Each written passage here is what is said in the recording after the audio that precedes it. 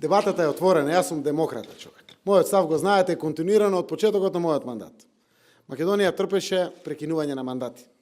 И сите тие месеци на одржување на избори, дават мандат, не дават мандат, мнозинство формирано, не формирано, преговори, министри, губи државата. Од тој аспект ставовите уште еднаш ги потенцирам. Ако гледаме исклучително партиски, избори на социјалдемократскиот сојуз и на коалицијата ја одговарат. Заради тоа што сите анкети тоа го покажуваат, заради тоа што крупните прашања се решени, ќе имаме еден цел мандат од 4 години, но државата од 3 до 6 месеци ќе изгуби.